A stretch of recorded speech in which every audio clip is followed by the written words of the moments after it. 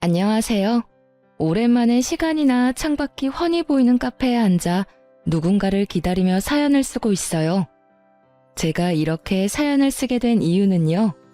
제가 이제 곧 중요한 일을 앞두고 있는데 이젠 정말 이곳에서 전 남편과의 일을 마지막으로 털어내고 새로운 출발을 하기 위해서입니다.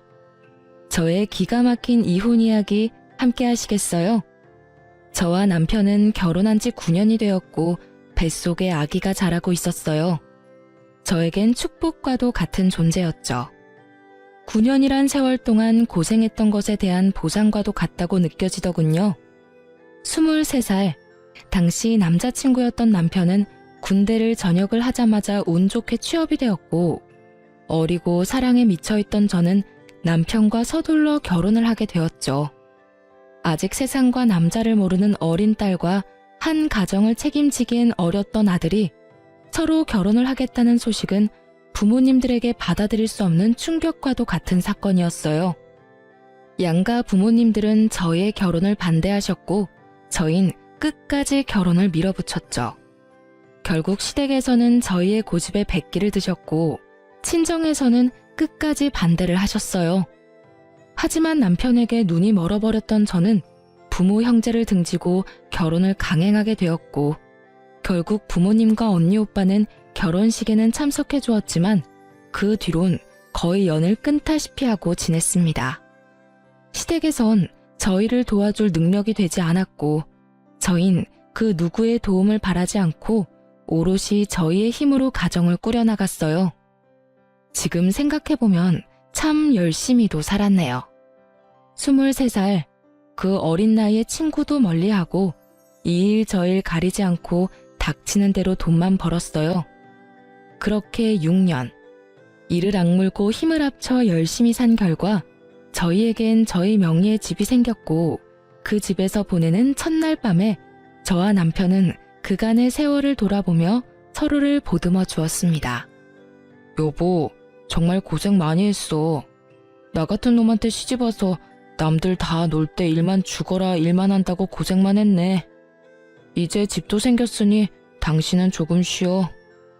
나만 고생했어? 당신도 같이 죽어라 이래놓고선. 기억나? 우리 왜 결혼해서 원룸에서 처음 시작했을 때 30살 되기 전에 꼭 우리 집 갖자고 했었잖아. 그 꿈 이루기 위해 우리가 얼마나 열심히 살았는데 당연히 기억하지. 와, 그땐 정말 꿈만 같았는데 결국 이뤘어. 그것도 1년이나 빨리 말이야. 당신 덕이야. 당신이 함께 힘내줘서 생각보다 빨리 이렇게 살 수 있었어. 그래서 말인데 이제 당신 쉬면서 임신 준비하는 게 좋지 않을까? 임신? 하긴 더 늦어지면 더 힘들겠지? 그럼 이제부턴 마음 편하게 지내면서 몸부터 좀 만들자. 맛있는 것도 많이 먹고 좋은 곳도 다니면서 말이야. 열심히 살다 보니 29살의 나이가 되었고 조금 여유로워진 생활에 저흰 임신 준비를 하기로 했어요. 마음만 먹으면 당연히 될 것만 같았던 임신은 쉽지 않았고 계속되는 실패에 처음엔 괜찮다고 서로를 위로하던 말들도 점차 사라지더군요. 그렇게 남편과 저는 몸도 마음도 점점 지쳐만 갔고 어느새 한 줄뿐인 테스트기를 보곤 말 한마디도 없이 다음 배란일이 언제인지 달력만 들여다보고 있더군요. 그런 저희의 모습을 자각했을 땐 이미 남편과 저는 기계와도 같은 의무적인 관계를 가지는 사람 그 이상 그 이하도 아니었습니다. 그 당시 임신이란 열심히만 하면 뭐든 다 이뤄낼 수 있다고 믿어 의심치 않던 남편과 저의 신념을 그야말로 산산조각을 내는 것이었고 그랬기에 거듭되는 실패에 더 큰 좌절과 함께 지쳐가게 되었죠. 그렇게 지쳐가던 어느 날 오랜만에 화장대에 앉아 거울을 가만히 보는데 30살도 되지 않은 파릇해야 하는 여자가 아닌 40대는 좋게 되어 보이는 암울한 세상에 찌들 대로 찌든 여자가 앉아있더군요. 안쓰럽더군요.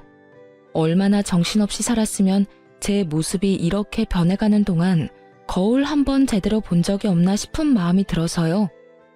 그때야 그런 생각이 들었어요. 이렇게 살아서 뭐하나, 이러려고 그렇게 이를 꽉 깨물고 죽어라 열심히만 살았나 하고요.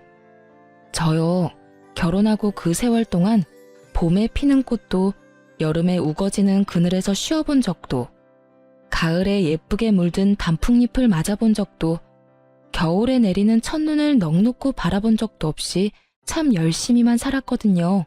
그런데 그럴 여유도 틈도 없이 정직하고 열심히 산 결과가 세상 풍파를 다 맞은 모습이라니 너무 서글프더라고요.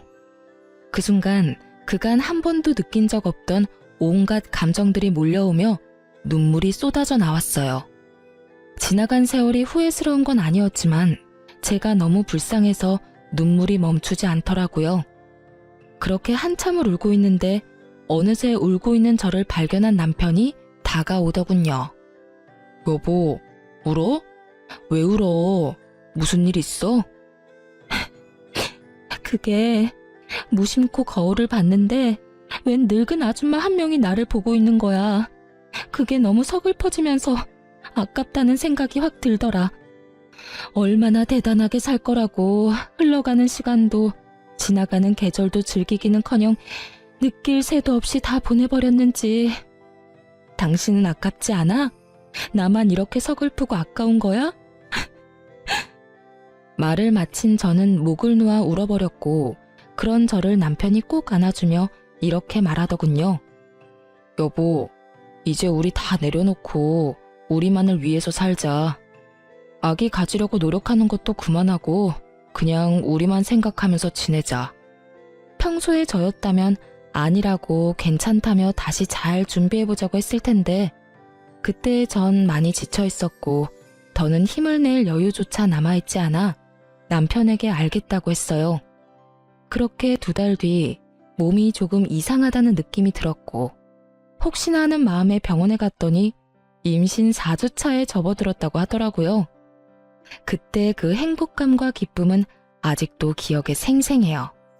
남편 역시 눈물까지 흘리며 행복해했고 그렇게 저와 남편은 이제 행복할 일만 남았다고 서로에게 말해주었습니다. 하지만 그 영원할 것만 같던 행복도 오래가지 않더군요. 전 입덧이 다른 사람보다 심한 편이었는데 구역질이나 먹지 않으면 허기짐에 구역질이 나고 먹으면 속이 더부룩해 변기통을 안고 살아야만 했죠.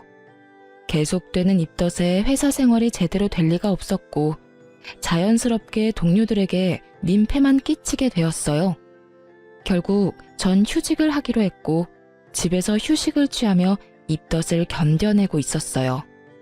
제대로 먹지는 못하고 토하는 생활이 반복되자 몰골은 말이 아니었지만 다행스럽게도 아기는 건강하게 잘 자라고 있다고 하니 그나마 다행이라고 생각하며 그 힘든 날들을 견디며 지내고 있었죠.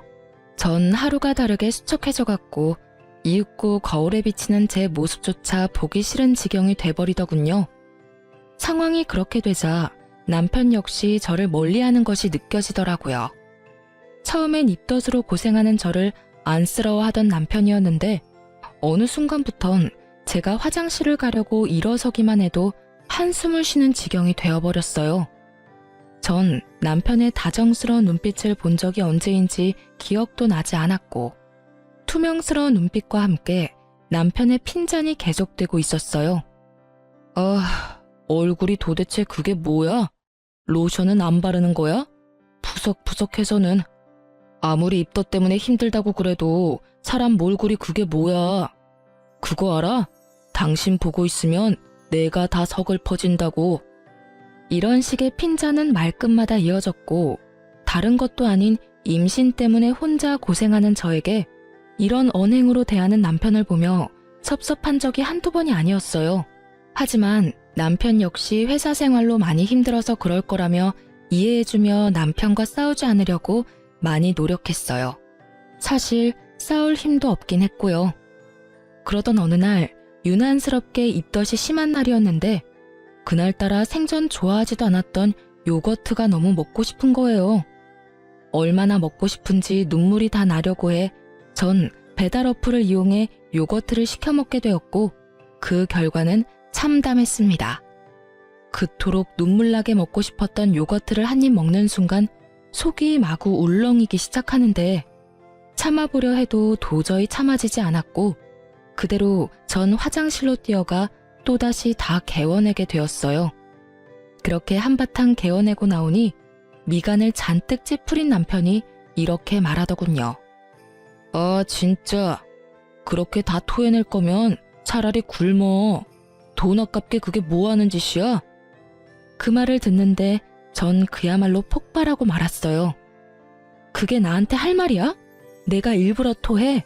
내가 토하고 싶어서 토하냐고. 나도 그냥 맛있게 먹고 싶어. 그런데 그게 안 되는 걸 어떻게 해? 당신 이런 내 심정을 알아?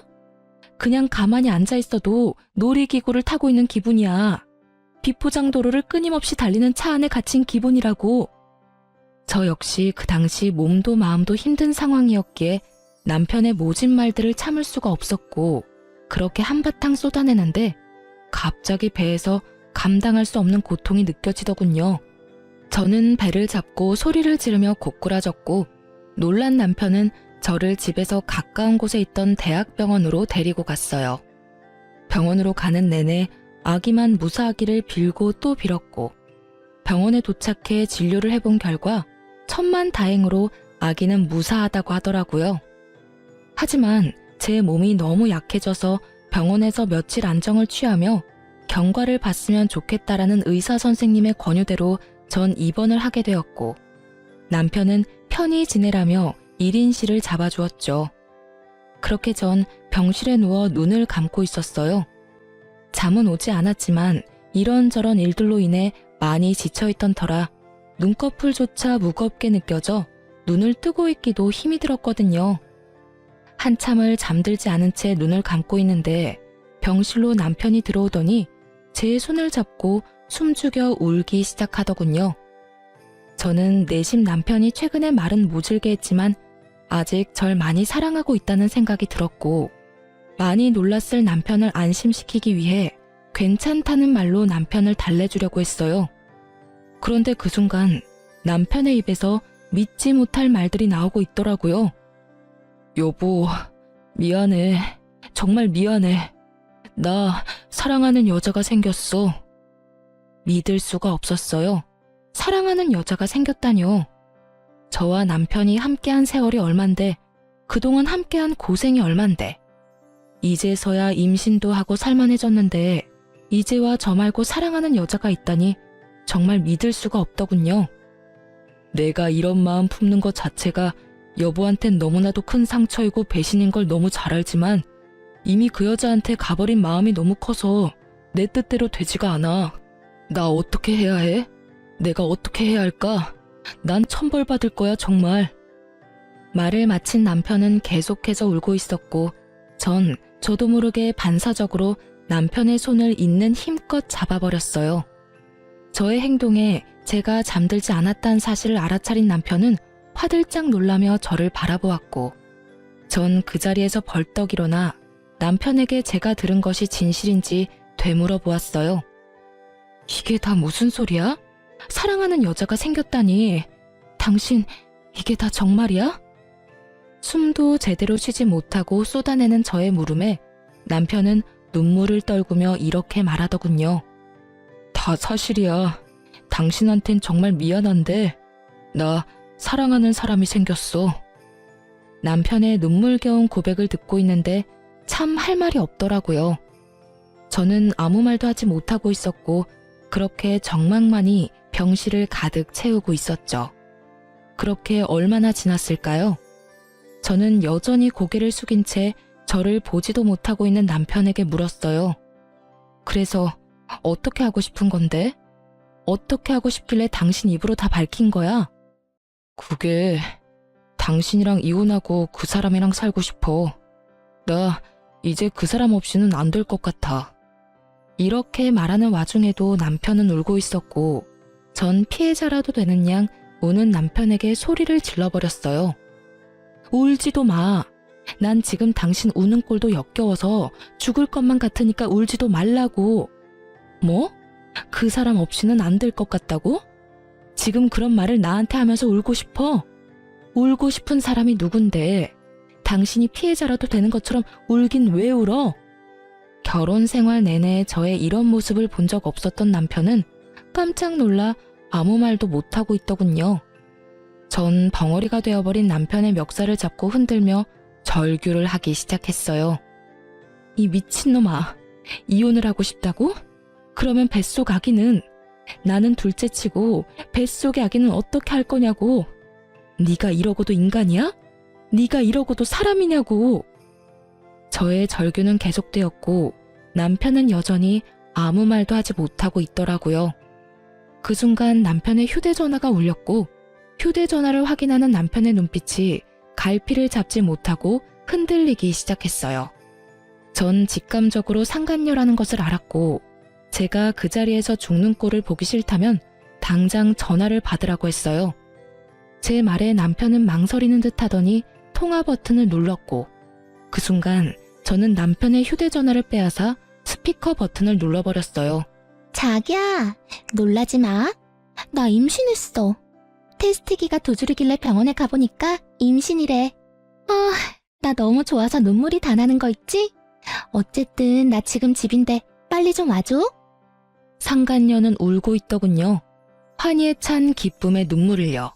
상간녀의 임신 소식이 병실을 가득 메우고 남편의 얼굴엔 순간이었지만 화색이 돌더군요. 하지만 그것도 잠시 남편은 제 눈치를 살피며 표정이 굳어져 갔고 상간녀의 빨리 와달라는 말과 함께 전화는 끊겨버리고 말았어요. 다시 찾아온 정막.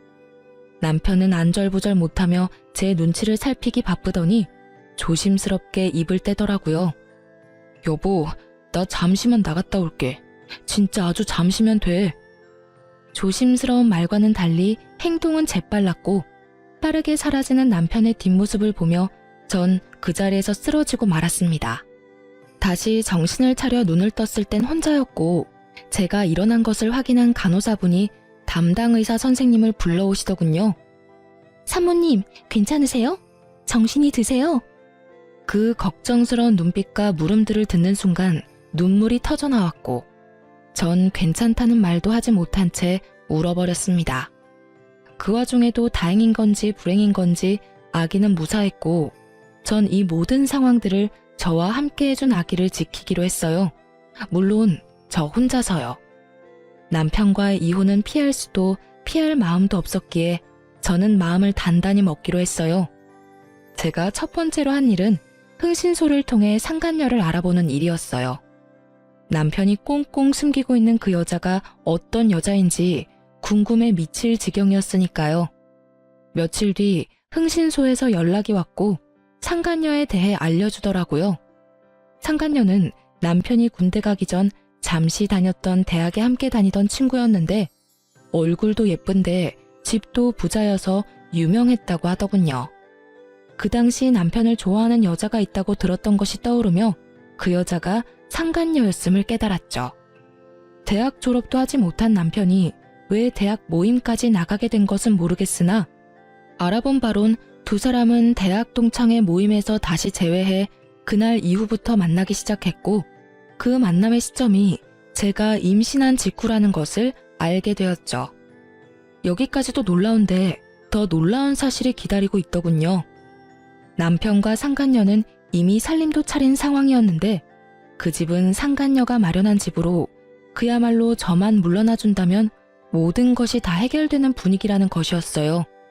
심지어 남편은 상간녀와 본격적인 만남을 시작하며 회사까지 그만둔 상태였고 그런 남편에게 상간녀는 투자를 해주어 현재 남편은 돈 걱정 없이 사업 준비를 하고 있는 상황이라는 것까지 알게 되었죠. 그쯤 되니 궁금해지더군요. 상간녀에게 향하는 남편의 마음은 연심인지 욕심인지.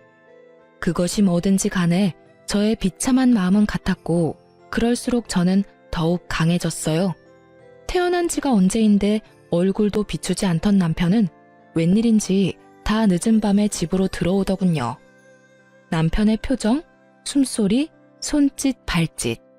그 모든 것들이 오늘이 우리의 마지막이라는 것을 보여주고 있었고 이윽고 남편의 입에서 이런 말이 나오더라고요. 여보, 우리 이혼하자. 이혼하자는 마당에 여보 소리는 잘도 한다. 내가 아직 당신한테 여보이긴 해? 그렇게 비꼬지 마. 나 마지막까지 당신이랑 얼굴 붉히고 싶지 않아. 참, 그러면 지금 내가 웃어야 해? 당신 마음 편해지라고 미친년처럼 하하호호 웃어줘야 해? 그런 말이 아니잖아. 나는 그저 좀 더 이성적으로 대화를 하자는 말이었어. 당신 보니까 내 욕심이 과했네. 아, 우리 이혼하자. 당신이 이혼만 해주면 이 집을 포함해서 그동안 모은 재산은 당신 다 줄게. 이거 말고 그 사람이 당신한테 따로 위자료도 두둑하게 챙겨준다니까 제발 이혼만 해줘. 그래, 하자 이혼. 얼마나 줄지 기대할게. 그런데 나 한 가지만 물어봐도 돼? 당신은 우리 아기는 안 궁금해? 그 충격을 받고 무사한지, 무사하다면 앞으로 어떻게 할 예정인지, 낳을 건지 어떻게 할 건지 그런 건 궁금하지도 않아? 전 진심으로 궁금해서 물었고 남편은 저의 물음에 표정 하나 변하지 않고 이렇게 대답하더군요. 무사하단 이야긴 병원에 전화해서 들었어. 그리고 앞으로 어떻게 할지는 궁금해하면 뭐해? 내가 낳아서 키울 수 있는 것도 아닌데. 당신이 잘 생각해서 알아서 결정하겠지. 잘 생각해서 잘 결정해. 그게 어떤 결정이든 난 당신 의견 존중하고 응원하니까. 똥 같은 소리를 참도 정성껏 짓거리고 있더군요. 전 그런 남편에게 상간녀 소송도 진행 중이니 그런 줄 알라는 말을 마지막으로 집 밖으로 내쫓아 버렸어요. 더는 그 면상을 보고 있기도 힘이 들었거든요. 그렇게 저희는 이혼을 하게 되었고 전 우리의 젊은 날을 갈아샀던 집과 남편이 상간녀에게 받아온 3억과 함께 상간녀 위자료까지 따로 받을 수 있었어요. 이혼이 확정된 날, 전 계획했던 대로 상간녀의 본가로 찾아가 상간녀의 아버지를 만났습니다. 조사를 통해 알아본 바론 상간녀의 부모님은 전 남편이 유부남이었던 사실을 모르고 있었고 받을 거 다 받아낸 저는 상간녀가 밖에서 무슨 짓거리를 하고 다니는지 그 부모님께 다 알릴 계획이었던 거죠. 예상대로 저의 폭로에 상간녀의 아버지는 노발대발 난리가 났지만 비교적 상간녀의 어머니는 차분한 것으로 보아 대충 알고 있었던 눈치 같더라고요. 누구신데 우리 딸에 대해 할 말이 있다고 하시는 건지요? 아, 제 소개가 늦었네요. 전 지금 따님이 만나고 있는 남자의 본차입니다. 정확히는 전부인 되겠네요. 오늘 이혼 확정이 났거든요. 네? 이혼이라니? 그럼 그 남자가 유부남이었단 말입니까? 우리 딸을 속였던 건가요? 아니요. 따님을 속인 것이 아니라 따님과 제 남편이었던 작자가 서로 불륜을 저질렀어요. 그래서 제가 물러나게 되었고요. 제 딸이 유부남인 걸 알고도 만났단 말입니까? 아니, 그럴 리가. 혹시 집을 잘못 찾아오신 거 아닌가요? 우리 딸이 만나는 남자가 있긴 합니다만 딸이 임신해 곧 결혼할 예정입니다. 유부남이 도대체 무슨 생각으로 처녀를 임신시키겠습니까? 전 끝까지 제 말을 믿지 못하는 상간녀의 아버지에게 두 사람의 다정한 모습이 찍힌 사진을 내밀어주며 말했습니다. 보시면 아시겠지만 따님 맞습니다.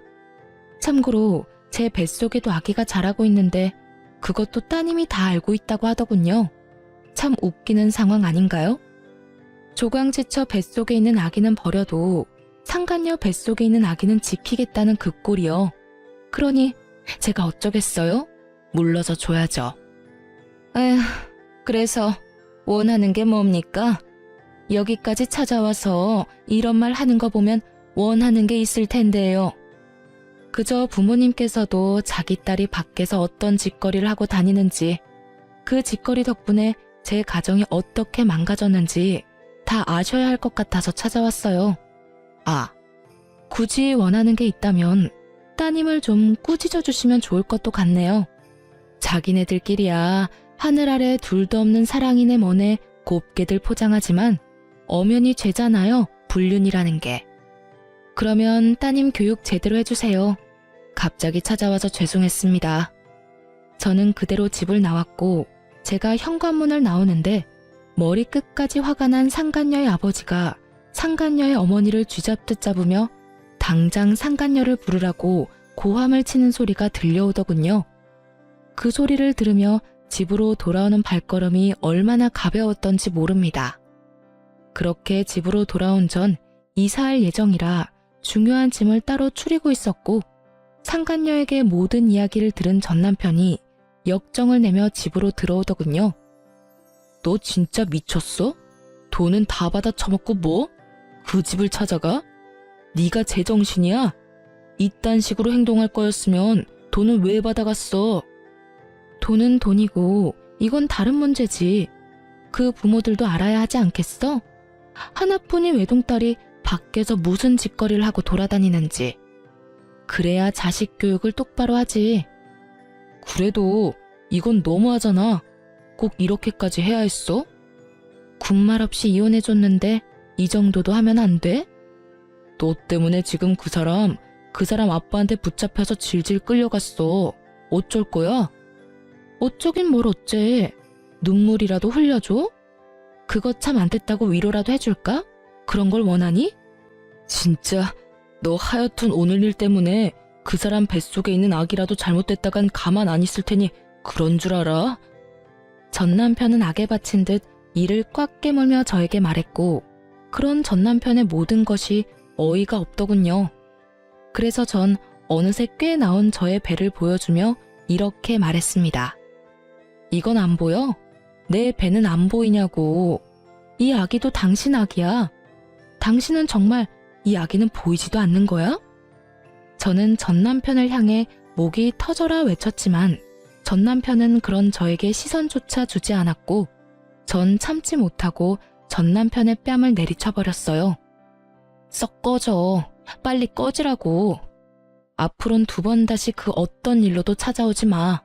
한 번만 더 찾아오는 날엔 당신하고 그 여자 얼굴 온 세상이 알도록 인터넷에도 다 퍼뜨려버릴 테니까. 알겠어? 제 말에 남편은 저를 한번 흘겨보곤 나가버렸고 그 후론 전 남편이 찾아오는 일은 없었습니다. 한바탕 소란이 지나간 후 기다리고 기다리던 이삿날 아침이 되었고 제 소식을 어떻게 안 것인지 그간 연락을 끊고 살았던 엄마와 언니 그리고 오빠까지 집으로 찾아왔더군요. 저를 본 엄마는 저의 등짝을 때리며 우셨고 그런 엄마를 언니와 오빠는 말려주며 그저 저를 꼭 안아주었습니다. 이거 사. 이게 뭐야 도대체. 그러게 그렇게 말렸거늘. 고작 이런 꼴이나 당하려고 이런 꼴이나 보이려고 가족들 다 버리고 나갔던 거야? 엄마 그러지 마. 막내 임신 중이라잖아. 배 안 보여? 그래 엄마 진정 좀 해. 몇 년 만에 보는 건데 애를 때리긴 왜 때려? 9년 만에 듣는 가족들의 목소리에 하염없이 눈물이 나더군요. 많은 감정이 섞인 눈물이었지만 가장 큰 감정은 당연히 미안함이었어요. 그렇게 가족 마음에 못을 박았으면 잘 살기라도 했어야 했는데 9년 만에 보인 꼴이 그런 꼴이라 죄송하고 미안하더라고요.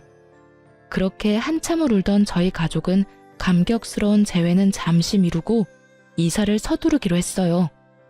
이삿짐 직원분들이 오셔서 더는 재회의 기쁨과 슬픔에 젖어있을 틈이 없었거든요. 그렇게 부른 배를 부여잡고 바쁘게 움직이고 있는데 육설과 함께 전 시모가 저에게 다가오고 있더라고요. 야, 이 미친년아. 네가 내 아들 앞날을 망쳐놓고 무사할 줄 알았어? 이러면서 제 머리채를 잡는데 그 순간 빈혈기가 돌며 별이 다 보이더라고요. 전 시모의 흥분은 극에 달해 있었고 저에 대한 원망과 함께 욕설들은 끊임없이 쏟아져 나오고 있었어요. 너 때문에 내 아들이 쫄딱 망하게 생겼어. 네가 그 집 찾아가서 다 말하는 바람에 내 며느리도 내 아들도 그 집에서 쫓겨나 버렸다고. 그게 어떻게 잡은 기회인데 니년이 다 책임져. 다 책임지라고. 그 뒤로도 전 시모는 끊임없이 하소연과 함께 원망들을 쏟아냈고 이야기를 들어보니 모든 사실을 안 상간녀의 집에서는 상간녀에게 해주던 모든 지원을 끊어버렸고 두 사람이 살고 있던 집마저 뺏어버렸다고 하더군요. 한순간에 거지 신세가 된 두 사람이 집으로 찾아가 빌어봤지만 상간녀의 집에선 두 사람이 헤어지지 않는 이상 상간녀 역시 없는 자식으로 여기고 살 것이라는 답만 돌아왔고 상간녀는 하는 수 없이 전시댁으로 들어와서 살고 있다고 하더라고요. 한평생 고생이라고 모르고 산 상간녀가 전시댁의 환경에서 산다는 건 고역과도 같은 일일 테죠. 그렇게 한참을 쏟아내던 전시모는 급기야 저에게 돈 타령까지 하기 시작했어요. 네가 다 이렇게 만들었으니 네가 다 책임져. 돈이라도 내놓으라니 말이야. 네가 받아간 거 다 내놔. 그 순간 잠시 이삿짐 차에 갔던 식구들이 돌아오고 저의 모습을 발견한 엄마가 달려와 전시모의 손을 낚아채 있는 힘껏 밀어버렸어요. 이 여편네가 감히 누구 머리채를 잡아? 정신 나갔어? 어디서 내 딸 머리를, 그것도 임산부를, 네가 제정신이야? 당연히 이삿짐 센터 직원인 줄 알았던 엄마의 등장에 전시모가 당황한 기색이 역력하더군요. 그랬겠죠. 한평생 가족에게도 버림받았다며 저를 알게 모르게 무시했던 전시모였는데 이렇게 든든한 가족의 등장에 당황스러울 법도 했겠죠. 전시모는 바닥에 고꾸라진 채로 우리 가족을 차례로 훑고 있었고 화가 머리끝까지 난 언니가 자신의 직업이 경찰이라고 밝히며 이렇게 말하더군요. 아줌마, 한 번만 더 내 동생한테 욕하고 때리면 수갑 채워서 체포할 테니 각오하세요. 참고로 그렇게 잡혀가시면 합의는 없습니다. 아시겠어요? 이런 언니의 말에도 정신을 차리지 못한 전시모는 끝까지 돈 타령을 해대고 있었고 전 무슨 돈이냐며 물었죠. 다신 오지 않을 테니 돈 내놔. 돈만 주면 오라고 해도 안 올 테니. 무슨 돈을 달라고 이 난리세요? 그걸 몰라서 물어? 이 집 팔았으면 돈이 있을 거 아니냐? 엄연히 그 돈에 내 아들 목도 있는데 왜 모른 척을 하니? 그거랑 이혼할 때 받아간 3억, 그것도 내놓거라. 정말 뱃속의 아기만 아니었다면 욕이라도 실컷 해주며 있는 힘껏 한 대 때리고 싶더라고요. 다른 것도 아닌 위자료 내놓으란 말을 당당하게 하는 전시모의 모습을 보는데 화가 머리끝까지 나며 어이마저 없더군요. 아줌마, 잘 들어요. 그 돈은 내 뱃속에 있는 이 아기의 몫이자 내가 23살부터 이때까지 단 하루도, 단 1분도 제대로 쉬지 않고 열심히 살았던 날의 몫이자 하루아침에 배신당하고 갈기갈기 찢어져 버린 내 마음의 상처에 대한 약값이에요. 그러니까 절대 한 푼도 줄 생각 따위 없어요. 정 그 돈이 탐나고 갖고 싶으면 소송을 거세요. 저는 코웃음을 치며 전시모에게 말했고 제 말이 끝나자마자 변호사인 오빠가 나서 제 변호를 자처하고 나서더군요. 참고로 제 동생 변호는 제가 맡도록 하죠. 마침 그 분야가 제 전문이라 자신 있거든요. 그러니 언제든 소송 걸고 싶으면 걸도록 하시죠. 애꿎은 제 동생 괴롭히지 말고 법으로 이야기하자 이 말입니다. 전시모는 꽤 많이 당황한 눈치이더군요. 그럴 수밖에 없는 것이 상견례도 없었고 결혼식에선 가족들을 따로 소개할 시간도 소개를 받고 싶어하는 마음도 없었기에 저희 가족들의 직업, 형편에 대해선 전혀 알지 못했거든요. 그 뒤론 연을 끊고 지내다시피 했으니 저희 친정이 꽤 산다는 것을 전혀 모르고 있었으니까요. 전시모는 오빠의 말이 끝나자 당황한 눈초리로 가족들을 번갈아 살피기 시작하더군요. 경찰인 언니의 변호사인 오빠, 그리고 있어 보이는 엄마의 차림새까지. 찰나의 순간 가족들을 살핀 전시모는 갑자기 태세를 바꿔 저에게 무릎까지 꿇고 애원하기 시작하더군요. 아가, 내가 잠시 미쳤었구나. 내 아들이 하루아침에 거지꼴이 되어서 집으로 들어왔는데 어떤 부모가 제정신일 수가 있겠어. 너도 뱃속에 아기가 있으니 조금은 이해를 할 거다. 그러니 방금 전 내 행동은 네가 이해를 좀 해주렴. 그리고 이해하는 김에 내 아들도 좀 이해해주면 안 되겠니? 말이야 바른 말이라고 여자가 작정하고 꼬시는데 남자가 어쩌겠어. 그간의 정을 생각해서라도 네가 이해하고 용서 좀 해주렴. 네가 용서만 해주면 내 아들도 다시 너한테 돌아올 거고 그렇게 두 사람 제외하게 되면 뱃속의 아기한테도 좋지 않겠어? 애를 생각해야지. 이 험한 세상에 애를 혼자 낳아서 어쩔 생각이니? 남들 다 있는 아빠 우리 손주한테서 뺏을 생각은 아니지? 이때껏 한 번도 꺼내지 않던 손주 이야기까지 들먹이며 애원하는 꼴이 참 가증스럽기 그지없더군요. 엄마 역시 저와 생각이 같았는지 전 시모의 말에 한마디의 대꾸도 없이 시모를 질질 끌어다 내쫓아버렸고 저의 이사는 무사히 마칠 수 있었습니다. 그날 이후 전 가족의 품으로 돌아가게 되었어요. 이미 사버린 집은 세를 주기로 했고 가족의 뜻에 따라 친정에서 지내게 된 것이죠. 그렇게 친정에서 지내는 동안 출산날이 가까워졌고 입원을 했던 대학병원에서 진료를 계속 보며 그곳에서 출산까지 하기로 했습니다. 출산을 하기 전 마지막 진료날 언니와 함께 병원에 갔는데 그곳에서 전 생각지도 못한 사람을 만나게 되었어요. 그건 바로 상간녀와 전 남편이었어요. 그토록 화려하고 당당하던 상간녀의 모습은 온데간데 없이 사라지고 행색이 초라한 배불뚝이 여자가 전 남편과 옆에 자리하고 있더군요. 한 걸음씩 한 걸음씩 두 사람과 가까워졌고 저와 언니를 발견한 상간녀는 두 눈이 동그래지더니 이내 승리의 표정을 지으며 전 남편의 팔짱까지 급하게 끼고 저에게 다가와 인사를 건네더라고요. 오랜만이네요. 잘 지냈어요? 아, 이런 질문 좀 그런가요? 하긴 잘 지낼 턱이 없는데 질문이 좀 그랬죠? 방금 전까지 전 남편과 돈 때문에 다투는 소리를 다 들었는데 이렇게까지 해서 저에게 아는 척이 하고 싶은 그 마음이 다 궁금하더군요. 그런데 그 애는 정말 낳아서 혼자 키울 수 있다고 생각해요? 진작 지우지. 이게 무슨 청승맞은 짓이에요. 뭐라고? 너 말 다 했니? 그게 네가 나한테 할 말이야? 왜 화를 내고 난리래? 다 걱정해서 하는 말인데. 아, 그리고 혹시나 해서 하는 말인데 양육비 이런 건 바라지도 말아요. 하긴 뜯어간 돈 많으니 양심이 있으면 양육비 달란 말은 못하겠지. 상간녀는 어떻게 해서든 제 속을 긁고 싶어 안달인 듯 했으나 전 도발에 더는 넘어가지 않았고 상간녀를 위아래로 훑어주며 이렇게 말했습니다. 그게 걱정이어서 굳이 반가워하지도 않는 사람한테 인사까지 한 거야? 하긴 꼴을 보아하니 걱정이 되긴 하겠다. 양육비 줄 능력도 처지도 안 되니까 말이야.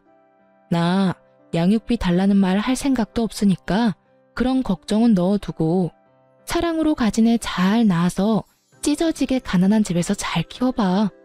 난 댁들 덕분에 가족도 다시 만나 잘 지내고 돈도 많아서 양육비 걱정은 없거든.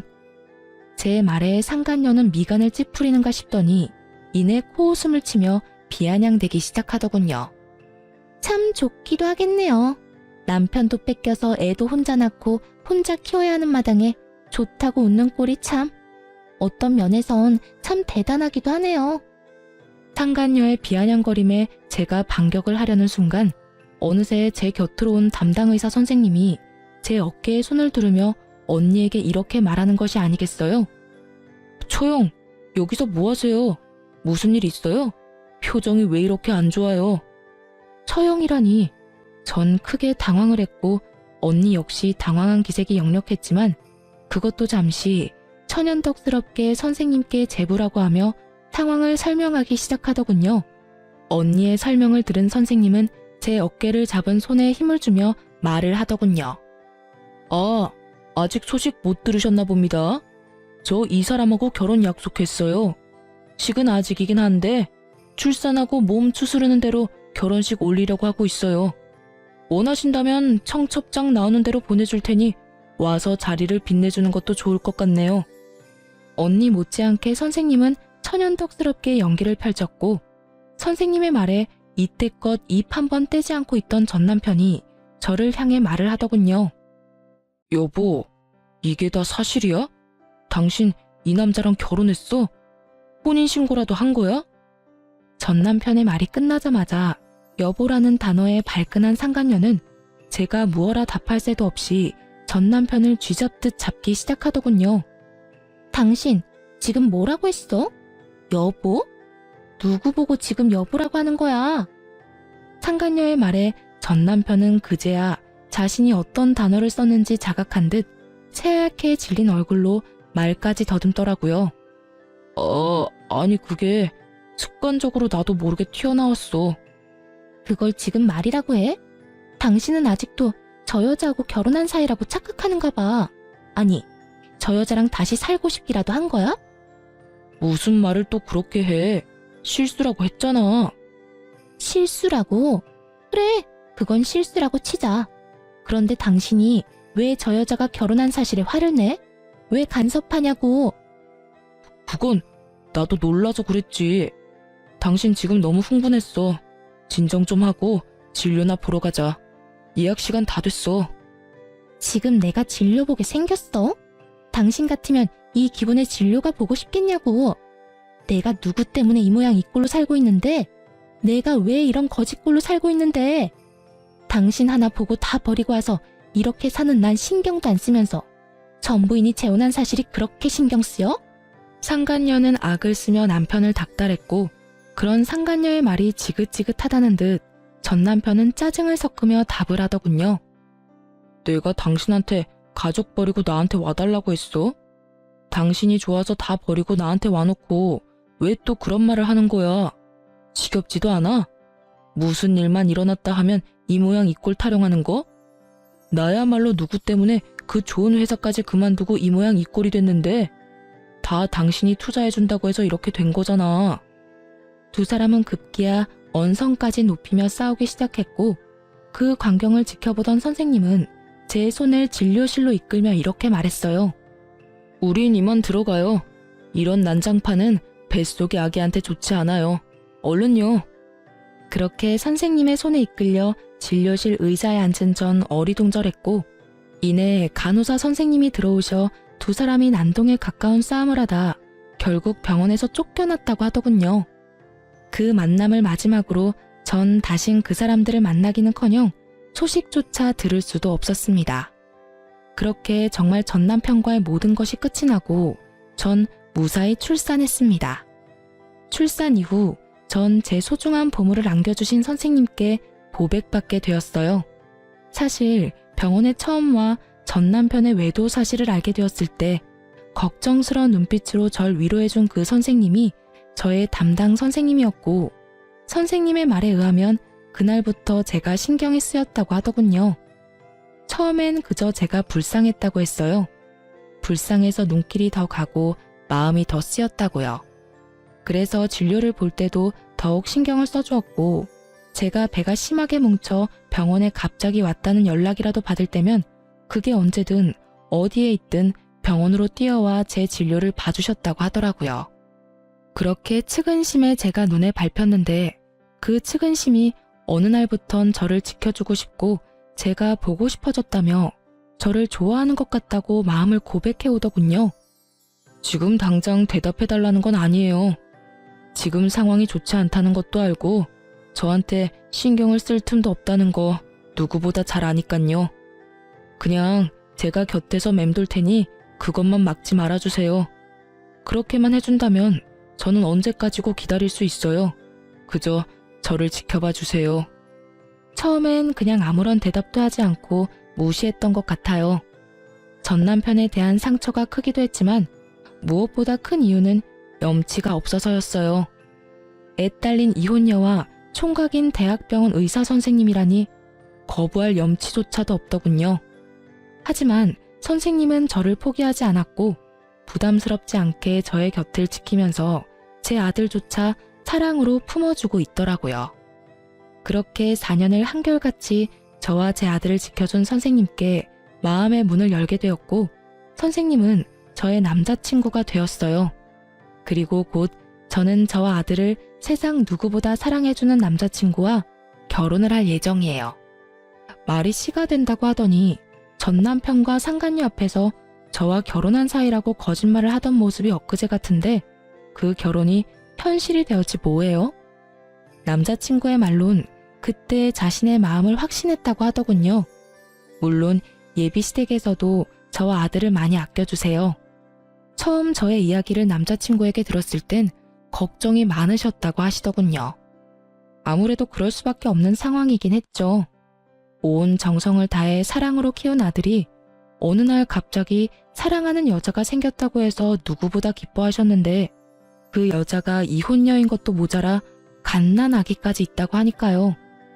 어떻게든 설득을 해보려 했지만 남자친구는 흔들리지 않았고 일단 얼굴이나 보자 하는 마음으로 저를 만나러 나오셨다고 하셨어요.